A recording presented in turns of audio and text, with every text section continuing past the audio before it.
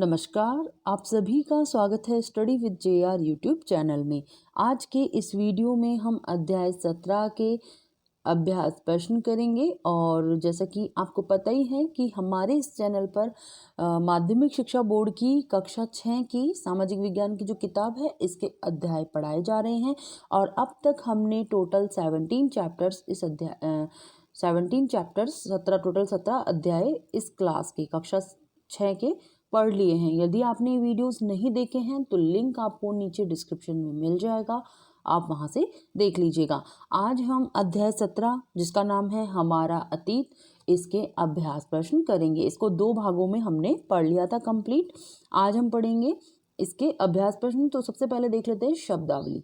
तो देखिए, एक शब्द है शिलालेख। इसे क्या कहा जाता है? पत्थर या धातु पर लिखे हुए अभिलेख। ये क्या होते हैं? ये शिलालेख होते हैं। तो अब आप जान गए होंगे कि शिलालेख किसे कहते हैं। शिलालेख पत्थर या धातु पर लिखे हुए अभिलेख होते हैं। ठीक है। दूसरा शब्द है धान्यागार। धान्यागार क्या होता है? देखिए, अनाज रखने का स्थान। जो अनाज रखने का स्थान है उसे कहा जाता है धान्यागार। ठीक है। इसके बाद देखिए नृवंश। नृवंश क्या होता है? मानव जाति। नृवंश का अर्थ है मानव जाति। ठीक है। अब इसके बाद देखिए अभ्यास प्रश्न। अभ्यास प्रश्न में देखिए प्रश्न 1 व 2 के सही उत्तर कोष्टक में लिखिए। आपको कोष्टक में इनके आंसर लिखने। आपके एग्जाम में भी इसी तरीके के क्वेश्चंस आते हैं कि ऑब्जेक्टिव टाइप जो होते हैं, तो वही ऑब्जेक्टिव टाइप क्वेश्चन है। तो देखिए पहला प्रश्न है, सिंधु घाटी सभ्यता का सबसे पहला उत्खनित स्थान कौन सा था? ठीक है। सिंधु घाटी सभ्यता का सबसे पहला उत्खनित स्थान, बहुत सारे उत्खनन हुए हैं लेकिन आपको बताना है इसमें सबसे पहला उत्खनित स्थान कौन सा था। तो इसका राइट आंसर हो जाएगा ऑप्शन ब, हड़प्पा। ठीक है, ये वाला आंसर है ब, हड़प्पा।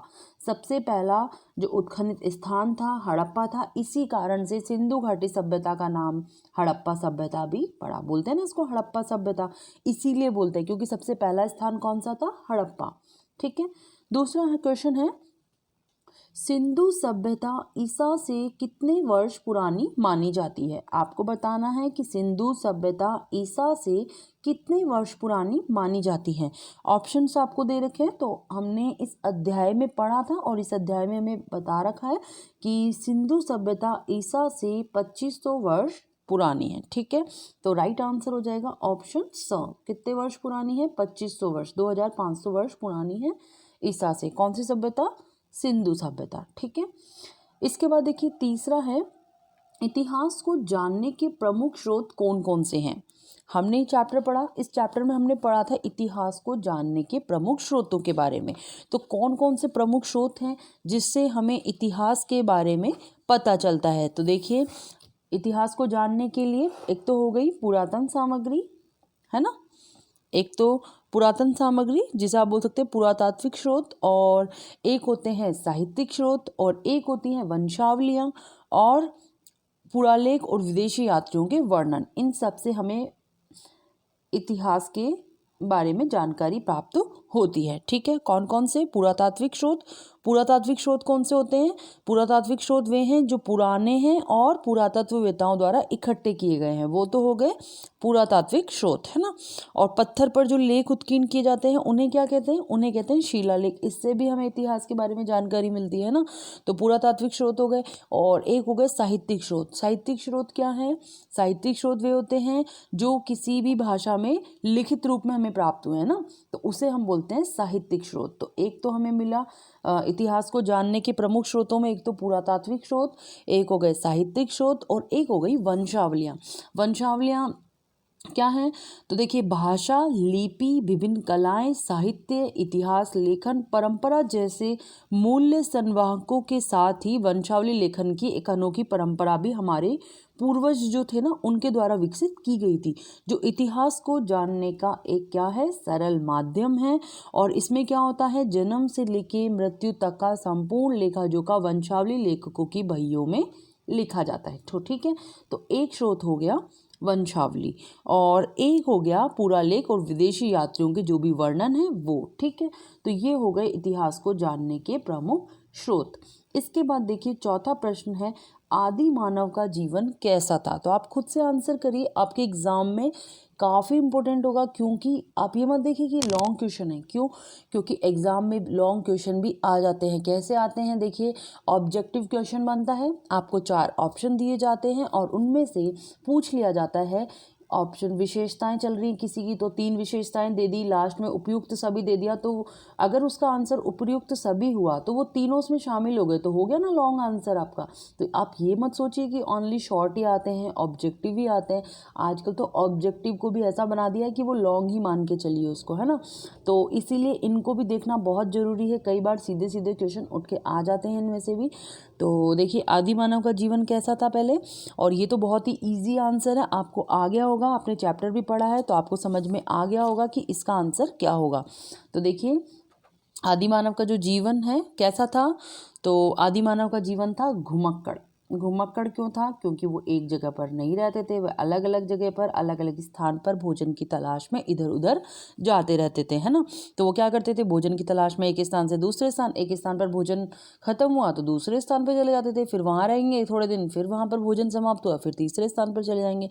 तो इस प्रकार से वो कैसा जीवन था उनका? घुमक्कड़ जीवन था, है ना, अस्थायी जीवन कह सकते हैं। फिर इसके बाद देखिए, आदि मानव के प्रमुख हथियार औजार कौन कौन से थे।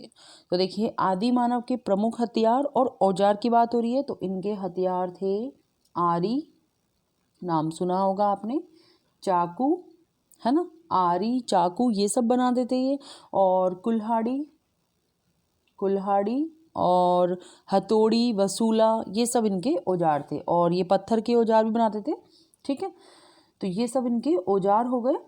इसके बाद देखिए, क्या कारण था कि प्राचीन सभ्यताएं नदी किनारे मैदानों में पनपी। आपको बताना है कि क्या कारण था कि प्राचीन सभ्यताएं नदी के किनारे ही पनपी, ऐसा क्या कारण माना जाता है। तो देखिए, जब आदि मानव पहले घुमक्कड़ जीवन व्यतीत करता था, है ना, एक स्थान से दूसरे स्थान पर जाता था, एक स्थान पर परमानेंटली स्थायी रूप से नहीं रहता था। तो फिर क्या हुआ, धीरे धीरे आदि मानव ने स्थायी जीवन का प्रारंभ कर दिया। मतलब स्थायी मतलब एक जगह पर टिक्का रहने लग गया। वहाँ पर उसने क्या किया, वहाँ पर उसने कृषि करना, पशुपालन करना, है ना, खेती, पशुपालन कृषि करना, ये सब उसने सीख लिया। तो ये जब उसने सीख लिया ना, कृषि करना, पशुपालना और अपनी आवश्यकताओं की जो भी उसकी पूर्ति होती है उसको करना, जो उसने सीख लिया, तो क्या हुआ, वो छोटे छोटे और कुछ बड़े गांव में बसते गए, है ना। कुछ कुछ जैसे अभी होता है ना, एक साथ रहने लगे, जैसे कुछ लोग यहाँ से आए कुछ लोग यहाँ से आए, तो एक जगह पे प्रॉपर वो रहने लग गए, है ना। तो क्या हुआ, छोटे छोटे गांव बसने लग गए। और अपनी अब जब ये बसने लगे तो इन्होंने कहाँ बसने लगे, जब ये खेती कर रहे हैं, खेती कर रहे हैं तो खेती के लिए किसकी ज़रूरत होगी, पानी की ज़रूरत होगी। उनको खुद को भी किसकी ज़रूरत होगी, रहने के लिए पानी की ज़रूरत होगी। जानवरों को अगर वो पाल रहे हैं तो किसकी ज़रूरत होगी, पानी की ज़रूरत होगी। तो ज़्यादातर जो सभ्यताएं थी वो क्या हुआ, वो नदी के किनारे ही पनपी, क्योंकि वहाँ क्या था, इजीली पानी मिल जाता था, पशुओं को आराम से पानी पिला सकते थे, नहला सकते थे, खुद भी यूज़ कर सकते थे। तो नदी के किनारे ज़्यादातर क्या हुआ, सभ्यताएं पनपी, ठीक है। इसके बाद देखिए, सिंधु सरस्वती सभ्यता के प्रमुख स्थल कौन कौन से हैं। आपको बताना है कि सिंधु सरस्वती सभ्यता के प्रमुख स्थल कौन कौन से हैं। तो देखिए, हमने पढ़ा था अध्याय में, एक तो है मोहनजोदड़ो, है ना, और हड़प्पा, मोहनजोदड़ो हो गया, हड़प्पा हो गया, और कोट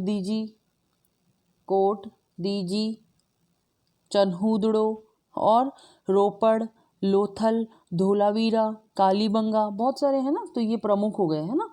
तो सिंधु सरस्वती सभ्यता के प्रमुख स्थल हमने देख लिए, मोहनजोदड़ो, हड़प्पा, कोटदीजी, चन्हूदड़ो, रोपड़, लोथल, धोलावीरा, कालीबंगा, है ना।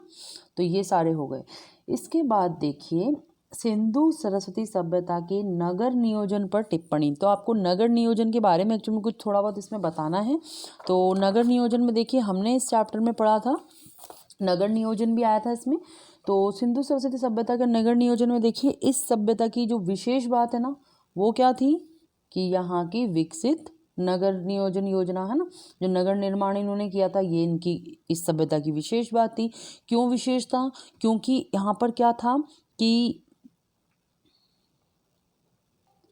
हड़प्पा और मोहनजोदड़ो जो दोनों नगर थे, इनके अपने दुर्ग थे। और जहाँ पर कौन रहता था, शासक वर्ग, है ना, शासक वर्ग के परिवार रहते थे। किसके वर्ग, कौन से वर्ग? शासक वर्ग। शासक वर्ग जो थे वो कहाँ पर रहते थे? दुर्ग में। ठीक है। इसके बाद देखिए प्रत्येक नगर में दुर्ग के बाहर एक उससे निम्न स्तर का शहर था जहाँ पर ईंटों के मकान में नगर के अन्य लोग रहते होंगे, है ना। ये अनुमान लगा रहे हैं हम लोग कि यहाँ पर ऐसे ऐसे रहते होंगे लोग। दुर्ग बने हुए थे, दुर्ग में शासक वर्ग रहते होंगे। फिर ये जो इनका नगर था, इस नगर के बाहर और एक और शहर था, तो उसमें कौन रहता होगा? उसमें निम्न स्तर का शहर था, तो उसमें एक और वर्ग रहता होगा, है ना, जहाँ पर ईंटों के मकान थे, है ना।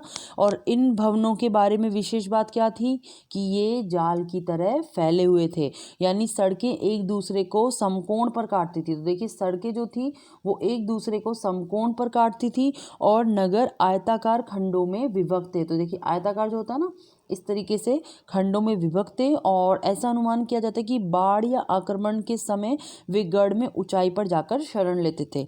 और हड़प्पा के जो दुर्ग हैं इसमें सबसे अच्छी इमारतें धान्यागारों की थी। किसकी थी? धान्यागारों की थी, है ना।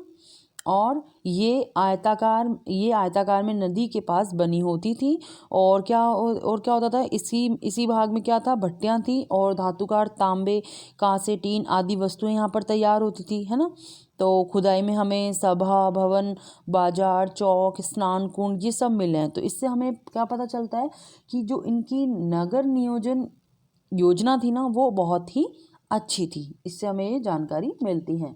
इसके बाद देखिए क्वेश्चन नंबर 9 है, सिंधु सरस्वती सभ्यता की समकालीन विश्व संस्कृतियों पर टिप्पणी लिखिए। आपको क्या करना है इसमें? सिंधु सरस्वती सभ्यता की समकालीन, जो भी इसकी समकालीन विश्व सभ्यताएं हैं उनके बारे में बताना है।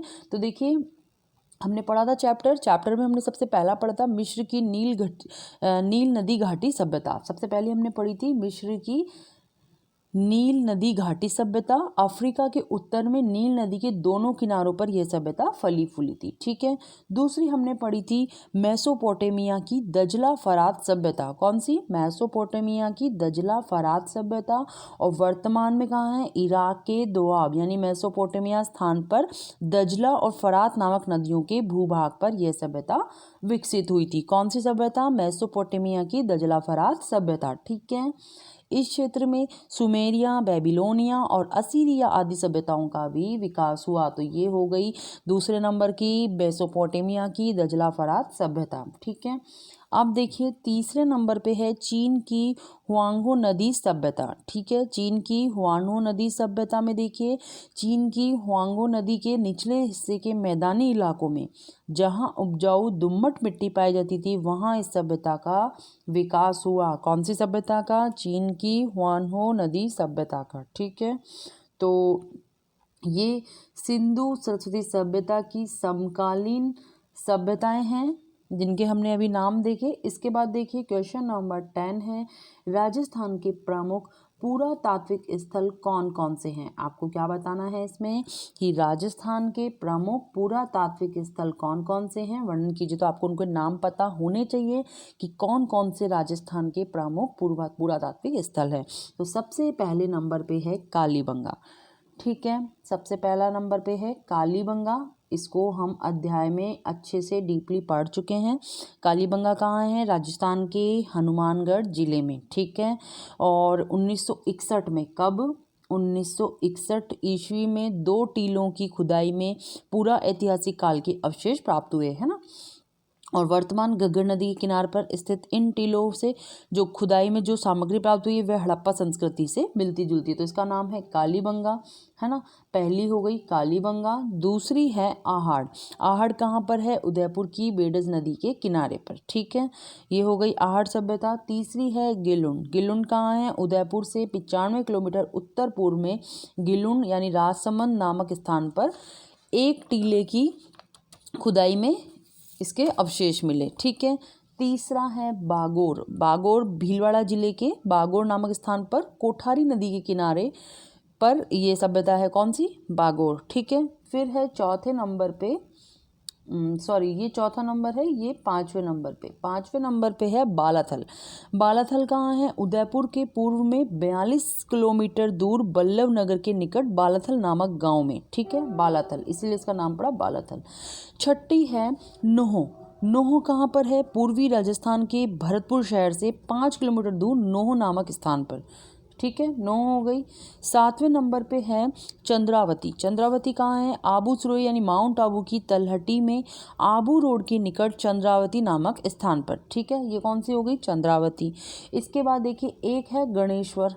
गणेश्वर कहाँ है? सीकर जिले में कांतली नदी के तट पर। कहाँ पर? सीकर जिले में कांतली नदी के तट पर। कौन सी सभ्यता? गणेश्वर सभ्यता। इसके बाद देखिए 9वें नंबर पे है बेराट। और बेराट कहाँ पर है? जयपुर जिले में स्थित बेराट कहाँ पर है? जयपुर जिले में है। ठीक है, और देखिए जो बेराट है, बेराट ही ये महाभारत काल में मत्स्य जनपद की राजधानी था। कौन सा? बेराट। ठीक है, यहाँ से सम्राट अशोक के शिलालेख भी प्राप्त हुए हैं, तो ये आपको याद रखना है बेराट से संबंधित। और इसके साथ ही इसके सारे क्वेश्चन आंसर कंप्लीट हो गए हैं। उम्मीद करती हूँ वीडियो आपको अच्छी लगी होगी और आपके लिए हेल्पफुल रही होगी। अगर वीडियो हेल्पफुल रही तो प्लीज़ वीडियो को लाइक कर दीजिए और ज़्यादा से ज़्यादा इसे शेयर कर दीजिए। और चैनल सब्सक्राइब नहीं किया है तो प्लीज़ सब्सक्राइब भी कर लीजिए। पास में आपको एक बेल आइकन दिखाई देगा, उसे भी प्रेस कर लीजिए ताकि वीडियोज़ की नोटिफिकेशन आपको मिलती रहे। धन्यवाद।